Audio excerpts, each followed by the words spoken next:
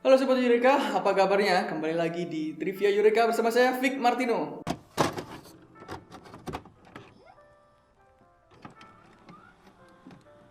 Halo Sobat Eureka, apa kabarnya? Semoga kalian baik-baik aja ya. Nah, belakangan ini Indonesia lagi dihebohkan dengan tak cuma atletnya yang berprestasi di ajang permainan atau lomba terbesar di dunia, yaitu Olimpik atau Olimpiade Tokyo 2020. Grecia Poli dan Apriani Rahayu yang berhasil membanggakan nama Indonesia di kancah internasional. Tapi selain atlet yang bisa membanggakan Indonesia, ternyata ada lagi sesosok wasit atau officials yang berhasil menghebohkan jagat dunia maya akhir-akhir ini. Yaitu adalah wasit utama atau umpire di badminton yang berasal dari Gunung Kidul, Yogyakarta, Indonesia. Wow, keren.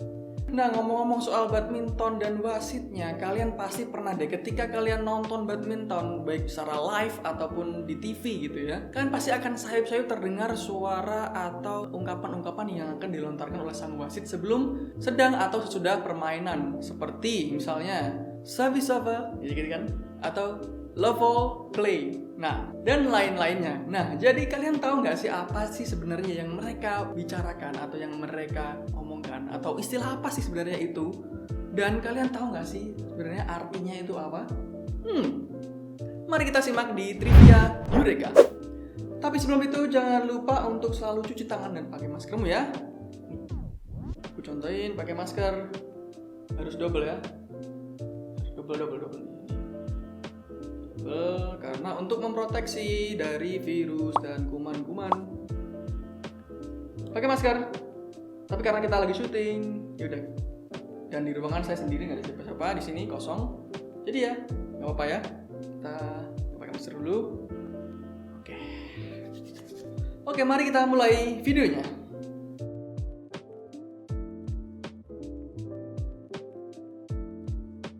Nah, sebelum aku menjelaskan lebih jauh, yuk kita kenalan dulu nih sama wasit dari badminton ini. Nah, jadi kalau di olahraga-olahraga lain mungkin penyebutan internasionalnya atau nama internasionalnya mungkin adalah referee, ya kan? Referee. Tapi kalau di badminton atau tenis atau permainan raket lainnya itu berbeda dengan olahraga-olahraga mainstream lainnya. Jadi di olahraga ini terkhususnya adalah badminton, wasit utama itu disebut dengan umpire. Dan umpire ini posisinya itu berada di sebelah kanan lapangan. Kalau misal kalian lihat dari TV ya, itu di sebelah kanan lapangan yang paling tinggi posisinya.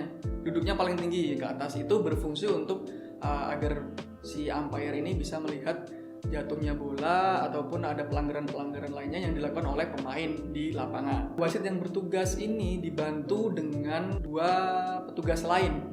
Petugas lagi. Ya pokoknya itulah ya. Yang pertama itu ada linesman atau hakim garis. Yang kedua yaitu adalah service judge atau hakim service atau pukulan pembuka. Nah, kalau linesman atau hakim garis ini tugasnya ya seperti olahraga lainnya ya. Jadi untuk memastikan bahwa bola itu jatuh di dalam atau di luar garis. Nah, sedangkan kalau service judge itu untuk memastikan saat pemain melakukan service atau melakukan pukulan pembuka itu tidak boleh melebihi dari 115 cm dari tanah. Nah, ini kalian pasti baru tahu banget ya. Jadi dulu itu peraturannya adalah tidak ada batas atau tidak ada ukuran khusus dalam service. Jadi ukurannya itu hanya ya tergantung orangnya, ketinggian orang masing-masing ya. Nah, jadi kalau dulu itu peraturannya adalah batas paling atas untuk melakukan serve, impact kepala raket ke shuttlecock itu harus maksimal tulang rusuk paling bawah dari seorang pemain atau atlet itu sendiri. Nah, itu kan juga menjadi perdebatan ya akhirnya. Kan ada pemain yang tinggi, ada pemain yang nggak terlalu tinggi gitu kan. Jadi kan nggak ada ukuran khusus. Nah, sejak 2019 lalu BWF ini memperkenalkan peraturan baru, yaitu ketinggian service harus maksimal 115 cm dari permukaan tanah atau lapangan. Dan itu adalah tugas dari seorang service judge untuk mengetahui atau memastikan bahwa pemain tidak melakukan service lebih dari itu. Makanya tuh ketika kalian lihat ya kan, service judge itu ada kayak kotakan mika, kotak gitu kan, itu buat apa sih? Biar nggak kena shuttlecock gitu maksudnya. Ya mungkin itu juga, tapi bukan itu sebenarnya tujuan utamanya. Karena tujuan utamanya yaitu adalah untuk mengetahui itu ambang batas maksimalnya ketika serve gitu. Oke? Lanjut. Nah, ini yang paling sering kalian dengar saat pertandingan badminton, yaitu kata-kata service over. Service over. Oke. Service over 7-all. Oh ya, aku juga mau ngingetin ya, kalau misalkan ngomong kata service ini, itu yang bener ya service, yang bener ya, bukan service atau service gitu ya. Jadi karena kata dasarnya adalah serve, S-E-R-V-E. Berarti ya bacanya tetap service bukan service, karena dari serve kata dasarnya. Oke? Sip. Service over. Nah, istilah ini tuh digunakan ketika seorang si A gitu ya, atau kamu deh lagi serve atau melakukan pukulan mula ya kan, lalu kamu melakukan sebuah kesalahan yang berimbas pada kehilangan poin. Nah, kata-kata ini akan dilontarkan oleh seorang wasit di lapangan gitu, atau seorang umpire di lapangan gitu ya, yang berarti bahwa yang melakukan serve ini akan berpindah ke lapangan yang mendapatkan nilai atau mendapatkan skor di permainan tersebut gitu ya. Nah, jadi kalau mau diartikan satu-satu ya, service artinya service, melakukan pelayanan gitu ya, atau gimana ya, nggak bisa diartikan secara harfiah ya, pokoknya service gitu ya, service itu awal ya. Terus over di sini bukan berarti berakhir ya, tapi maksudnya adalah ganti. Over itu ganti. Level.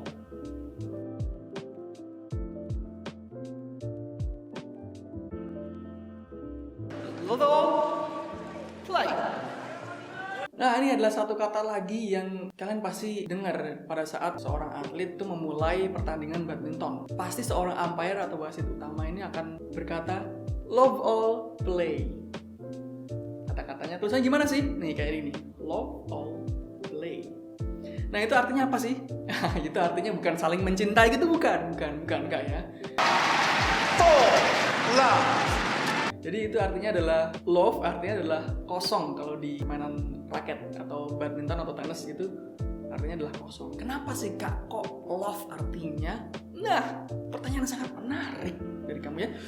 Oke, di sini aku akan jelasin kenapa sih pakai kata-kata love, bukan kalau di olahraga lainnya seperti sepak bola kan kita biasanya dengernya tuh kalau misalnya 0-0 ya berarti 0-0, atau 1-0 berarti 1-0, atau 2-0 dan seterusnya. Tapi kenapa sih kalau di badminton itu atau di tenis itu pengucapannya itu love? Nah jadi terdapat beberapa teori yang menyebutkan awal mula kata love ini. Tapi teori yang paling populer adalah kata love ini berasal dari serapan bahasa Perancis, dari kata love juga, tapi tulisannya beda kayak gini. Love. Nggak tahu ini bacanya aku gimana ya. Tolong kalau misalnya ada yang pintar bahasa Perancis di sini dan nonton, coba tulis di kolom komen ya bacanya gimana. Pokoknya intinya tulisannya gini lah, ada di bahasa Perancis love. Nah, jadi kata ini itu mempunyai arti yaitu telur, yang mana saat itu merepresentasikan angka 0. Makanya sampai sekarang orang-orang dari Inggris itu ketika melihat bangsa Perancis mengatakan kata love ini, dia salah dengar dan akhirnya salah mengucapkan. Dan akhirnya terciptalah kata love, O-V gitu. Karena pengucapannya sama, yaitu love. Dan sejak itulah akhirnya olahraga badminton penyebutan angka 0-nya menggunakan love.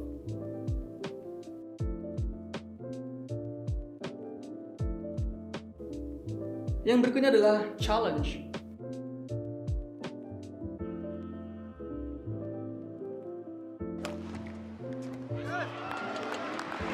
We have a challenge. 带这一 challengers call in. Rolling it. Hawkeye ready.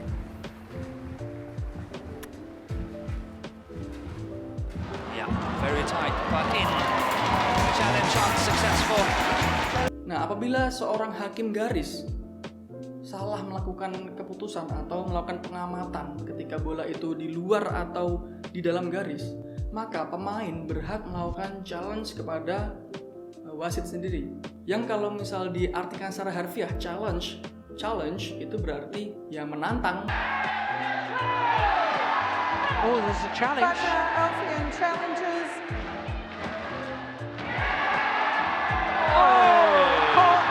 Bisa diartikan bahwa challenge ini adalah untuk menantang keputusan dari seorang hakim garis, apakah itu benar atau tidak, dari pengamatan menggunakan teknologi kamera Hawkeye yang ada di stadion atau di gor atau lapangan badminton. Nah, untuk sekedar informasi aja bahwa challenge ini bisa dilakukan oleh seorang pemain maksimal 2 kali gagal. Jatahnya jadi 2 kali gagal dalam setiap babak. Jadi kalau misal dia melakukan challenge 1 kali nih, ternyata dia benar. Nah, berarti dia masih punya jatah 2 challenge lagi. Kalau misalnya lagi dia main lagi, terus dia challenge lagi, ternyata challenge-nya unsuccessful atau tidak berhasil atau salah atau keliru gitu ya. Nah, itu challenge-nya akan dikurangi 1, jadi tinggal 1. Nah, yang terakhir ini pasti orang-orang Indonesia atau mungkin kamu bakalan asing dengan kata-kata ini. Ya, bird atau birdie.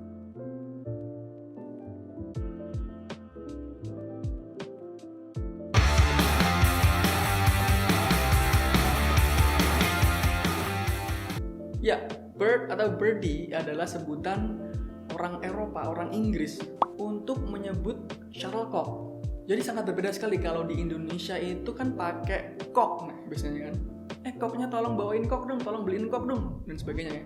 Nah tapi kalau di sana tuh bukan cock gitu, meskipun ya emang namanya shuttlecock, harusnya kan ya shuttle atau cock gitu kan. Jadi orang sana itu lebih memilih kata bird atau birdie, yang notabene memang cock ini, shuttlecock ini berasal dari bulu angsa, yang mana itu juga burung. Jadi mungkin penyebutannya bird atau birdie gitu ya. Nah kalau misalkan mereka menggunakan kata cock, itu